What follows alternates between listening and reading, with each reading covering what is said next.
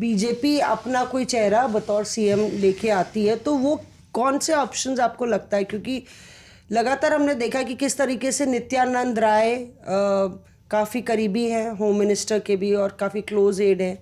कौन से प्रोबेबल चेहरे हैं आपको लगता है अमित कि जो कि विपक्ष के भी निशाने पे रहते हैं, बीजेपी के दिग्गज, जो आपको लगता है? आपको लगता है इस चर्चा का कोई फायदा भी है? क्योंकि वहां तो लगातार राज्य दर राज्य पर्चियों का सिस्टम चल रहा है, तो बिहार में भी एक पर्ची निकलेगी जिसके बाद सब कहेंगे वो वी आर शॉक्ड, और जिनका नाम हम लोग चर्चा कर लेंगे तो उनका नाम पर्ची से कट जाएगा। तो ये है, लेकिन ये अपने आप में इतिहास रचा जा रहा है, क्योंकि आज़ाद भारत में ये फैक्ट चेक भी कर सकते हैं लोग जाके, नीतीश कुमार इतिहास रचने जा रहे हैं। पहले ऐसे सिटिंग चीफ मिनिस्टर हैं जो इस्तीफा देके राज्यसभा आ रहे हैं। इससे पहले हमने देखा है कि गैप रहा है, इस्तीफा दिया आपने, एक गैप आया, कुछ महीनों के बाद आप राज्यसभा आए। विप्लव देव उसके एक एग्जाम्पल हैं हालिया दिनों में। लेकिन बतौर मुख्यमंत्री आप इस्तीफा देके सीधे अपर हाउस पार्लियामेंट में आ रहे हैं, पहला उदाहरण होने वाला है। दूसरा, जो आप कह रही थी कि क्या ऐसा मैंडेट होता है या नहीं होता, मैंडेट तो आपने मांगा ही 25 से 30 फिर से नीतीश।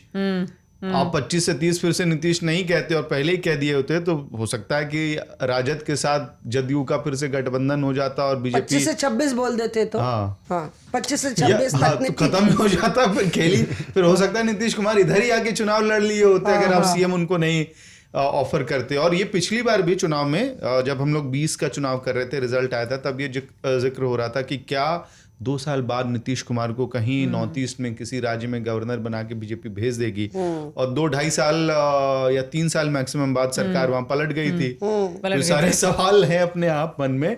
और इसके साथ साथ आखिरी में जो निशांत जी की बात कर रही हैं आप, वो डीवाई सीएम बनेंगे कि नहीं, ये बड़ा इंटरेस्टिंग मामला होने वाला। और राज्यसभा में क्या नीतीश कुमार घर से बाहर दिखाई देंगे, और अगर नहीं दिखाई देंगे तो बिहार में बहुत सारी कंस्पिरेसी थ्योरीज को लेके इसी तरह से सवाल वाले बहुत बड़ी डेवलपमेंट है ये, उनका जाना, नीतीश कुमार का बिहार छोड़कर दिल्ली आ जाना।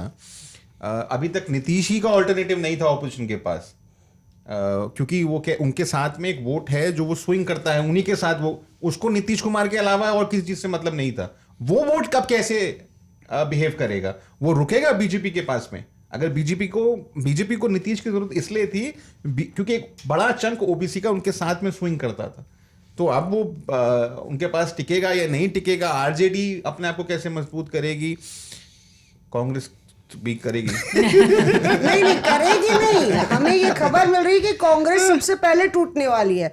6 विधायक हैं और बीजेपी चाहती है कि वो अपनी गणित में कांग्रेस के टूटे विधायक, आरजेडी के टूटे विधायक को जोड़ ले, और उसके बाद जो इक्का दुक्का बीएसपी का है शायद एक विधायक है, और हाँ। इनको जोड़ जाड़ के चाहती है कि अपना 100 का 100, 105 का आंकड़ा बना ले और फिर आरजेडी की ओर कूच करेगी। तो मतलब कि कांग्रेस टूटने वाली कि नहीं, ये खबर बता दीजिए आप रिपोर्टर्स ऑफ एयर में। कितनी मजबूत है कांग्रेस बिहार में? ये पिछली बारी भी ये बात मतलब ये बिहार में चर्चा हुई थी कि कांग्रेस के एमएलए भाग रहे हैं, कांग्रेस के एमएलए मिल नहीं रहे हैं, मतलब वहां पर नहीं मिल रहे हैं। तो लेकिन जो कांग्रेस के नेता यहाँ पर जो टच में है, उन्होंने कहा कि देखिए उनकी नाराजगी है प्रभारी और पीसीसी के खिलाफ में, उनकी कोई नाराजगी नहीं है आला कमान के साथ में। इसलिए राहुल गांधी ने जब बिहार की मीटिंग बुलाई थी, तमाम जो 6 के 6 एमएलए हैं वो दिल्ली आए थे और उनकी मुलाकात राहुल गांधी से और के सी वेणुगोपाल से, खड़गे साहब से कराई गई थी।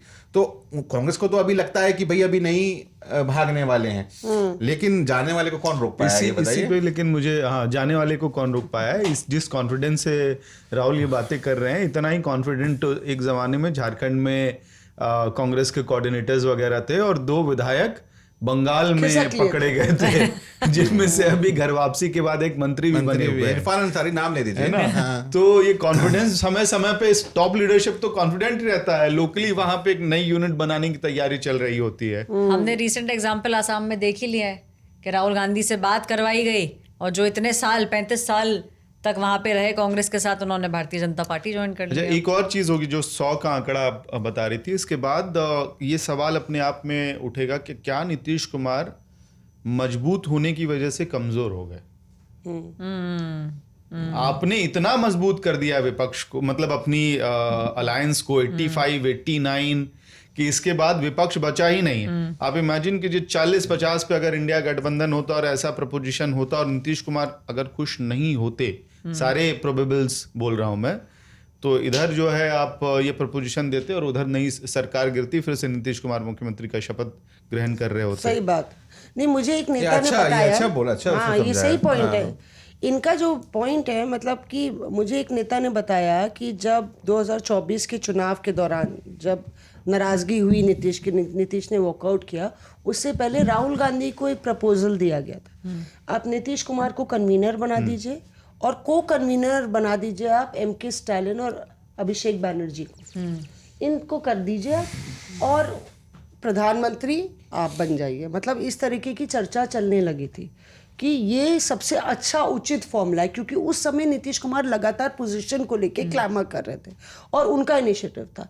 तो आज नीतीश कुमार इतने इम्पोर्टेंट फैक्टर हैं, मतलब जो राहुल कह रहे थे कि जो उनके पास जो परसेंटेज ऑफ वोट्स है, जो एमबीसी उन्होंने पूरा बनाया है और जो उनका महिला वोटर है, वो नीतीश का वोट बैंक है। और ये एक तरीके से पूरा कूच है बीजेपी का कि हम बिहार में बहुत हो गया, हम पहली बार अपना बीजेपी का मुख्यमंत्री बनाएंगे और बीजेपी चलाएगी बिहार की सरकार।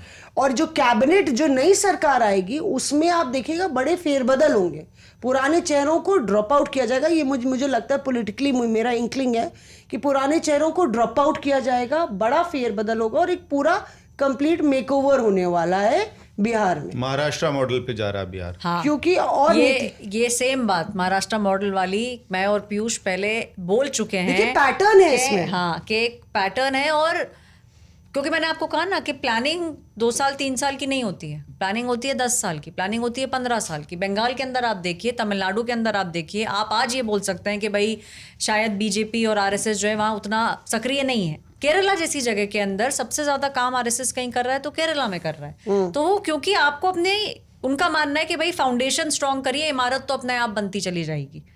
तो आपको अगर इमारत खड़ी करनी है तो फाउंडेशन स्ट्रांग करिए। तो महाराष्ट्र के अंदर तुमने सही पॉइंट किया। और ये इंक्लिंग जब हम बिहार के अंदर थे और जब वहाँ पॉलिटिकली घूम रहे थे, हम सब बिहार गए थे कवर करने के लिए, तो ये एक इंक्लिंग उस समय भी हो रही थी कि अभी तो हाँ नीतीश कुमार हैं, लेकिन हो सकता है कि आगे आने वाले समय में तो वहाँ पे वो, मतलब वहाँ जो बेट था ना, वो था 6 महीने, 1 साल कि 2 साल, मतलब फुल टेन्योर पे तो कोई पैसा लगाने को तैयार ही नहीं था।